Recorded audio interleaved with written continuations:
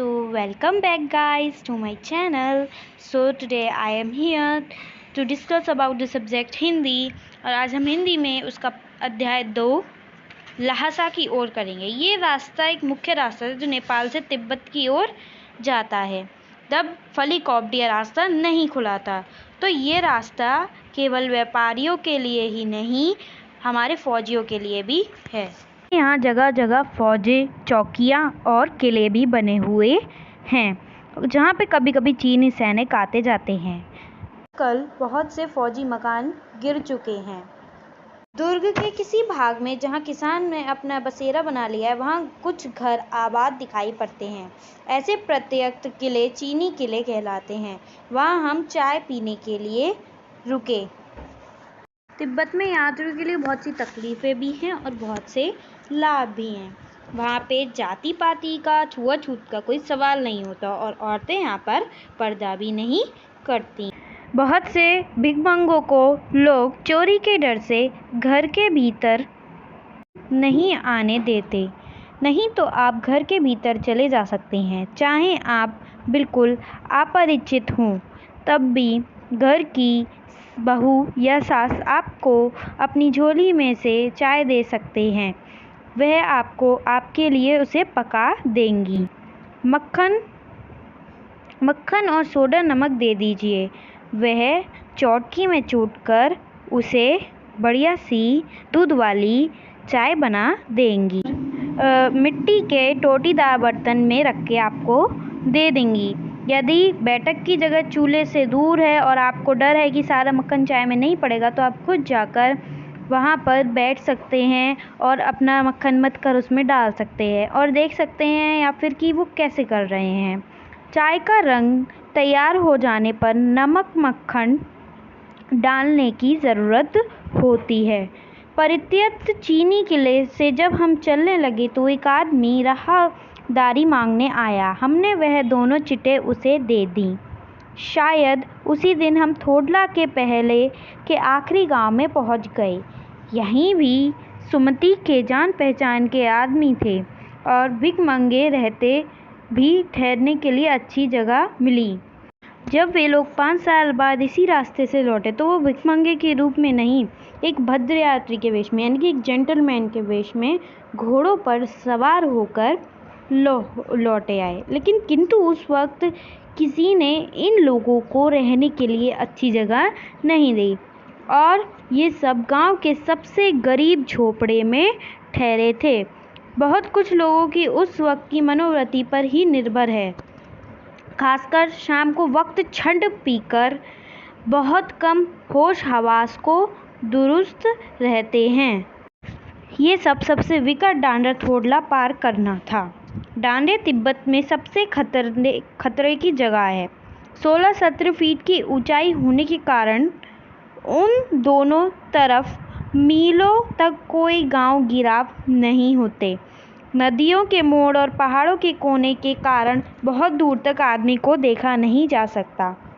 डाकुओं के लिए यही सबसे अच्छी जगह है। तिब्बत में अगर गांव में आकर खून हो जाए तब तो खूनी को सज़ा मिल सकती है, लेकिन इन निर्जल स्थानों में मरे हुए आदमी के लिए कोई परवाह नहीं करता। सरकार खुफिया विभाग, यानी कि हमारे लैंग्वेज में CID और पुलिस पर उतना खर्चा नहीं करती और वहाँ गवाह भी तो कोई नहीं मिल सकता। डकैत पहले आदमी को मार डालते हैं, उसके बाद देखते हैं उसके पास कुछ पैसा रुपया है कि नहीं है। हथियार का कानून तब था नहीं, उसके कारण लाठियों की तरह लोग पिस्तौल लेकर घूमते थे, बंदूक के लिए फिरते हैं। डाकू यदि जान से ना मारे तो खुद उसे अपने प्राण का खतरा है। गांव में इन सबको मालूम हुआ कि पिछले साल थोडला के पास खून हो गया। शायद खून की हम उतनी परवाह नहीं करते क्योंकि हम भिखमंगे थे और जहाँ कहीं वैसी सूरत देखते हैं, टोपी उतार, जीभ निकाल, कुची कुची दया दया, 1 पैसा कहते भीख मांगने लगते। लेकिन पहाड़ की ऊंची चढ़ाई थी, पीठ पर सामान लादकर कैसे चलते और अगला पड़ाव 16-17 मील से कम नहीं था। मैंने सुमति से कहा कि यहाँ से लंडकोर तक के लिए 2 घोड़े कर लो, सामान भी रख लेंगे और चढ़े चलेंगे। दूसरे दिन हम घोड़ों पर सवार होकर ऊपर की ओर चले। डांडे से पहले एक जगह चाय पी और दोपहर के वक्त डांडे के ऊपर जा पहुंचे। हम समुद्र तल से 17,000 फीट ऊंचे खड़े गए थे। बीटे की ओर दक्षिण वाले पहाड़ बिल्कुल नंगे थे, न बर्फ की सफेदी थी न किसी तरह की हरियाली। उत्तर की तरफ बहुत कम बर्फ वाली चोटियां दिखाई पड़ती थीं। सर्वोच्च स्थान पर डांडे के देवता का स्थान था, जो पत्थरों के ढेर, जानवरों के सींगों और रंग बिरंगे कपड़ों की झाड़ियों से सजाया गया था। अब हमें बराबर ऊंचाई पर चलना था। चढ़ाई तो कुछ दूर थोड़ी मुश्किल थी, लेकिन उतराई बिल्कुल नहीं। शायद एक और सवार साथी हमारे साथ चल रहे थे। मेरा घोड़ा कुछ धीमे चलने लगा। मैंने समझा कि चढ़ाई की थकावट के कारण ऐसा कर रहा है और उसे मारने नहीं चाहता था। धीरे धीरे वह बहुत पिछड़ गया और मैं एक दो नक्की वस्तुओं की तरह अपने घोड़े पर झूमता हुआ चला जा रहा था। जान नहीं पड़ता था कि घोड़ा आगे चल रहा है या पीछे। जब मैं जोर देने लगता तो वह सुस्त पड़ जाता। एक जगह दो रास्ते फूट रहे थे। मैं बाएं का रास्ता ले मील 1.5 चला गया। आगे एक घर में पूछने से पता चला कि लंडकोर का रास्ता दाहिने वाला था। फिर लौटकर उसी को पकड़ा। 4-5 बजे के करीब मैं गांव से मील भर पर था तो सुमति इंतजार करते हुए मिले। बंगालों का मुंह वैसे ही लाल होता है और अब तो वह पूरे गुस्से में था। उन्होंने कहा, मैं 2 टोकरी कंडे फूंक डाले, 3-3 बार चाय गरम किया। मैंने बहुत नरमी से जवाब दिया, लेकिन मेरा कसूर नहीं है मित्र। देख नहीं रहे हो मुझे कैसा घोड़ा मिला है। मैं तो रात तक पहुंचने की उम्मीद कर रहा था। खैर, सुमति को जल्दी गुस्सा आता था, लेकिन जल्दी ठंडा भी हो जाता था। लंडकोर में वह एक अच्छी जगह पर ठहरे थे। यहाँ भी उनके अच्छे यजमान थे। पहले चाय सत्तू खाया, रात को गरम गरम थुप्पा मिला। अब हम तिंडरी के विशाल मैदान में थे, जो पहाड़ से घिरा टापू सा मालूम होता था, जिसमें दूर एक छोटी सी पहाड़ी मैदान के भीतर दिखाई पड़ती है।